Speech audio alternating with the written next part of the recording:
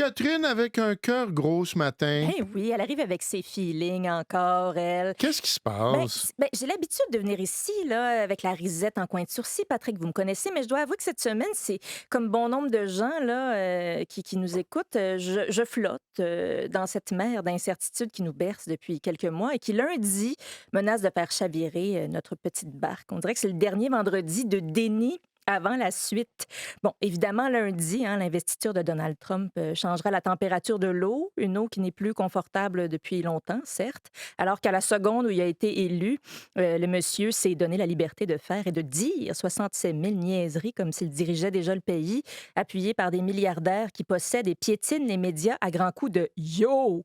Cette simple entrée à la Maison-Blanche a de quoi donner envie de se réfugier dans sa chambre et de se faire un fort avec nos toutous, à l'abri de la tempête. Mais ce qui me peine le plus aujourd'hui, Patrick, c'est le bannissement imminent de TikTok. Julien en a parlé cette semaine. Bon, aux États-Unis, qui normalement devrait se concrétiser dimanche. Ça peut sembler insignifiant, surtout quand on n'est pas utilisateur ou familier avec la plateforme. Avant la pandémie, je connaissais l'existence de ce réseau social-là, que je croyais réservé aux plus jeunes, hein. J'embrasse cet âge, des habitudes parfois difficiles à déloger et surtout, souvent, toujours un peu à moins quart, quand une nouvelle affaire à la mode fait son apparition. Mais quand j'ai ouvert un compte en 2019 pour aller s'aîner un peu et comprendre ce qu'il en retournait, j'ai rapidement compris que si j'avais pas de chorégraphie à exécuter sur The Weeknd dans mon driveway avec mes voisines et mon grand-oncle, j'avais pas grand-chose à faire là. Évidemment, comme toujours, j'avais rien compris de TikTok. Sous l'insistance d'amis précieux, je suis retournée sur la plateforme chinoise lors du premier confinement.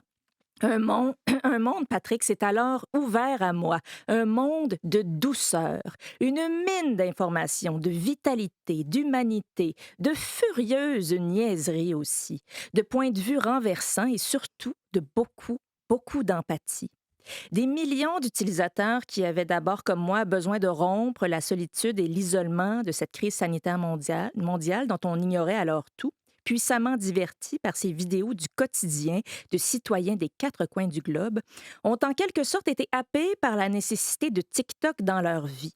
Celles-là qui me suivent sur mes réseaux sociaux connaissent déjà ma petite dent sucrée pour les, pardon, pour les vidéos d'animaux que je repartage avec boulimie sur Instagram. Une urgence mue par un besoin de lumière, de lutter contre ce goudron qui nous engloutissait.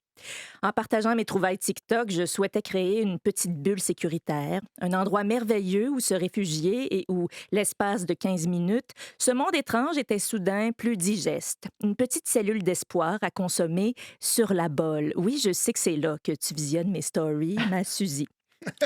Ben, c'est ça qu'on fait. En bannissant TikTok aux États-Unis, on met la hache dans une part d'humanité, mais on sabre surtout la liberté d'expression de millions de gens.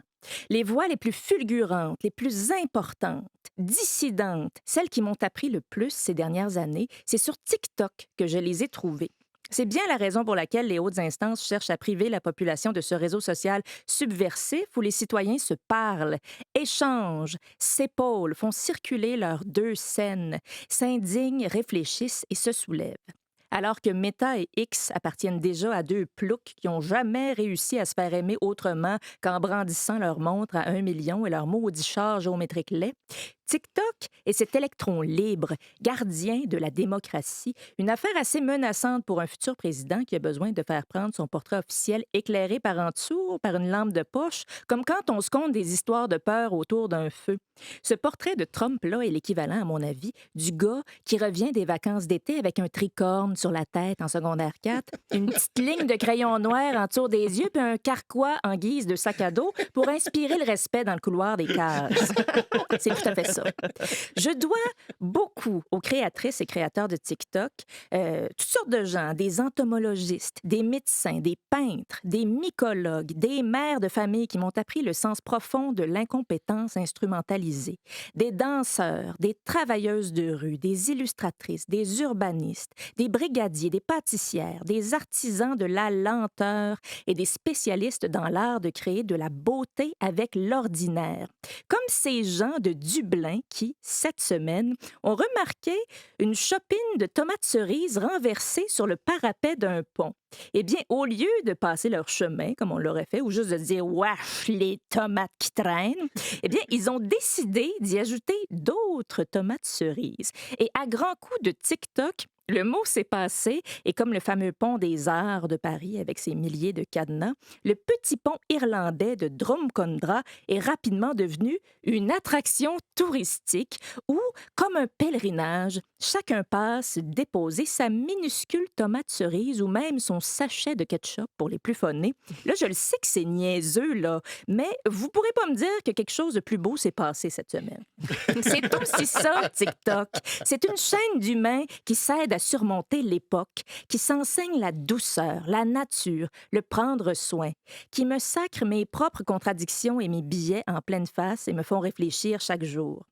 L'application n'est pour l'instant que bannie, devrait là, être bannie aux États-Unis à compter de dimanche, mais comme les bureaux de TikTok Canada à Vancouver et Toronto ont été fermés en novembre sous prétexte de menaces à la sécurité nationale, parce que les tomates cerises se parlent entre elles, il faut fermer ça, il y a lieu de s'inquiéter de la suite ici aussi.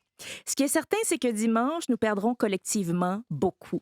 Ça fait que bonne chance avec lundi. Hein? Moi, je vais aller m'acheter un Cherry Blossom, je pense. Le temps qu'il en reste.